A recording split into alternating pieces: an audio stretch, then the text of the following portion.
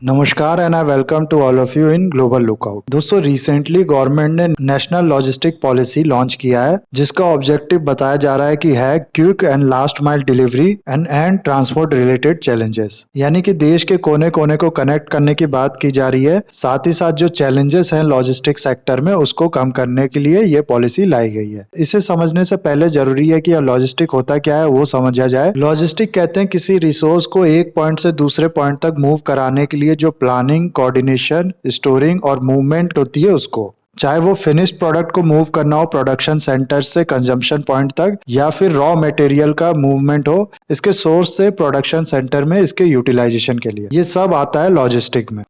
अक्सर लोग लॉजिस्टिक का मतलब समझते हैं कि जो रोड है उसकी बात हो रही है, या फिर रेल नेटवर्क की बात हो रही है, या फिर जो सामान है उसको बाकी जिस तरीके से दूसरे लोकेशन पे पहुंचाया जा सकता है उसकी बात हो रही है। लेकिन ये सिर्फ इतना ही नहीं है, लॉजिस्टिक में इसके अलावा और भी बहुत चीजें आती हैं। जैसे कि मान लीजिए आपके पास कोई फूड आइटम है जो पेरिशेबल है, यानी कुछ दिनों बाद वो खराब हो जाएगा, तो इसके मूवमेंट के लिए आपकी जो गाड़ियां हैं, व्हीकल्स, उसमें कोल्ड स्टोरेज है कि नहीं, या फिर इसका जो ट्रांजिट पॉइंट है वहां पर कोल्ड स्टोरेज है कि नहीं, ये सब आता है लॉजिस्टिक के अंदर ही। जैसा कि मैं ऑलरेडी आपको बता चुका हूं, planning, coordination, storing and moving, ये सारे आते हैं लॉजिस्टिक के अंदर। अगर इसकी एग्जैक्ट डेफिनेशन की बात करें तो total process of controlling the acquisition, storage and the delivery of the resources is called logistic. और इसी चीज में सुधार करने के लिए और इसकी वजह से जो खर्चा पड़ता है बिजनेस को वो कम करने के लिए गवर्नमेंट ने ये पॉलिसी डिजाइन की है, जिसके थ्रू गवर्नमेंट का गोल है कि 2030 तक जो कॉस्ट आती है इसकी उसको 8 से 10% तक कर दी जाए जीडीपी की। आज लॉजिस्टिक की जो कॉस्ट है इंडिया में वो है 13 से 16% के बीच। इसीलिए गवर्नमेंट ने ये पॉलिसी बनाई है जिसको अब कैबिनेट कमेटी ने भी अप्रूवल दे दिया है। इसके अलावा PLI scheme for PV solar module को भी गवर्नमेंट ने अप्रूव कर दिया है। तो उसके बारे में तो हम लोग नहीं देखेंगे इस वीडियो में, लेकिन ये जो नेशनल लॉजिस्टिक पॉलिसी है इस वीडियो में इसकी क्या जरूरत थी और इसमें क्या क्या इंपॉर्टेंट फीचर है, ये सब प्लस और भी बहुत कुछ आप लोग को जानने को मिलेगा इस वीडियो में। बस एंड तक बने रहिएगा और वीडियो अच्छा लगे तो लाइक, कमेंट, शेयर, सब्सक्राइब जरूर कीजिए। लॉजिस्टिक परफॉर्मेंस इंडेक्स एक इंडेक्स है जो कंट्रीज को रैंक करता है उनके यहाँ जो लॉजिस्टिक की सुविधा है वो कितनी आसान है उसके बेसिस पे। वर्ल्ड बैंक इस इंडेक्स को प्रिपेयर करती है। इसमें अगर आप लोग नंबर 1 पे देखेंगे तो नंबर 1 पे इसमें है जर्मनी, और इसके बाद नंबर 2 पे है स्वीडन, यूके की है इसमें रैंक 9, यूएसए 14 और चाइना की है 26। इंडिया की अगर आप लोग रैंक देखें तो वो है 44, यानी चाइना से हम लोग नीचे हैं। और पाकिस्तान और बांग्लादेश इसकी जो रैंक है ये 100 के बाद आता है। किसी भी कंट्री को अगर ग्रो करना है, वो कंट्री अगर चाहती है कि उसका जो मैन्युफैक्चरिंग सेक्टर है वो स्ट्रांग हो और बड़ी बड़ी डिफरेंट कंपनीज जो हैं वो आके उसके अंदर मैन्युफैक्चरिंग प्लांट लगाए, तो उस कंट्री के लिए ये बहुत जरूरी है कि वो अपने लॉजिस्टिक को इम्प्रूव करने के लिए काम करे।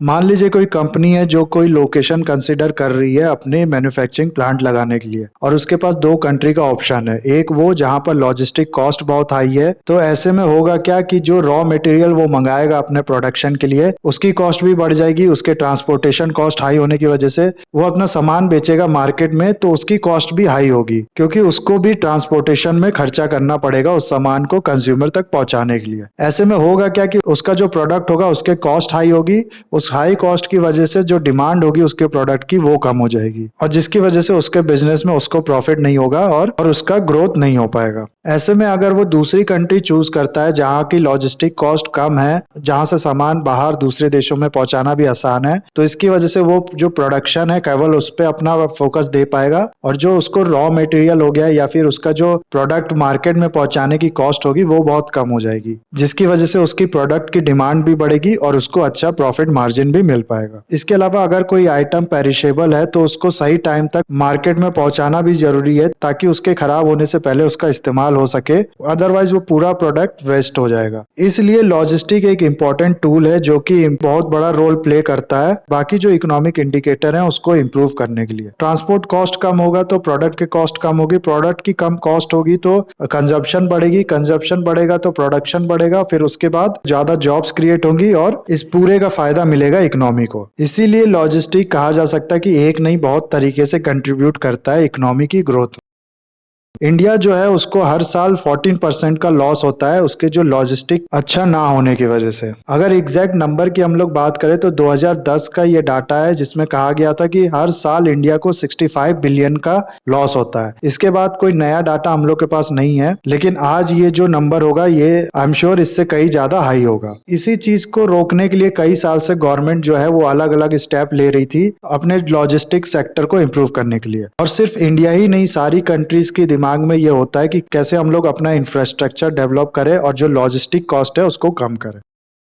यूएसए की अगर हम लोग बात करें तो यूएसए में जो लॉजिस्टिक कॉस्ट है वो है 8% ऑफ जीडीपी। यूरोपियन यूनियन के लिए भी ये लगभग सेम ही है। चाइना का है 10% और इंडिया का है 13 से लेके 60% का। इस चीज को इंडिया कम करके लाना चाहता है चाइना और यूएसए के बराबर, ताकि इंडिया को और अट्रैक्टिव बनाया जा सके और जो कंपनीज हैं वो अट्रैक्ट हो इंडिया की ओर, अपना मैन्युफैक्चरिंग प्लांट यहाँ पर लगाए जिसकी वजह से जॉब्स क्रिएट हो इकोनॉमी में। इसी के लिए ये पॉलिसी लाई गई है। इस पॉलिसी के 4 बिल्डिंग ब्लॉक्स है जिनके ऊपर गवर्नमेंट काम करेगी फ्यूचर में। इसमें से जो पहला है वो है डिजिटल इंटीग्रेशन सिस्टम, जिसके अंदर 7 different department related to road transport, railway, custom, aviation, foreign trade और कॉमर्स मिनिस्ट्री, इन सबको एक साथ इंटीग्रेट कर दिया जाएगा ताकि जो वर्क फ्लो है वो इजिली हो सके।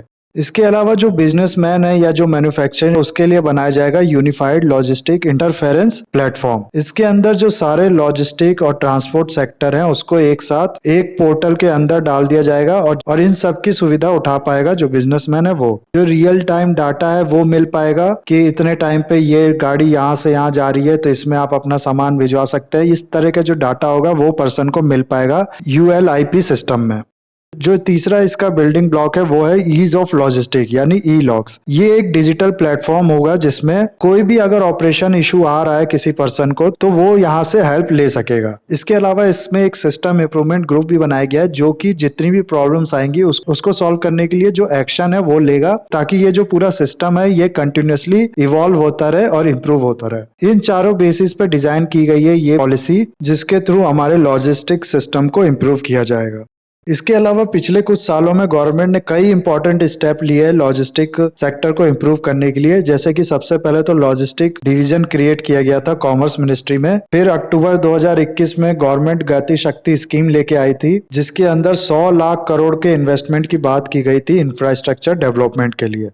इसके अंदर railways, roads, ports, waterways, airports, mass transport, logistic infrastructure, इन सब काम करने की बात कही गई थी। 16 मिनिस्ट्री को एक साथ लाया गया था ताकि वो मिलके जो प्लानिंग है वो कर सके और एक इंटीग्रेटेड मैनर में काम हो सके। ऐसा नहीं कि पहले रोड बना दी फिर याद आया कि रोड के नीचे लाइन बिछानी थी तो दोबारा उस रोड को खोदना शुरू किया गया और फिर उस पाइप डाली गई उसके नीचे, फिर दोबारा रोड बनाई गई। ये सब नहीं था। बहुत प्लान वे में, इंटीग्रेटेड वे में काम करने की बात की गई थी इस स्कीम के अंदर।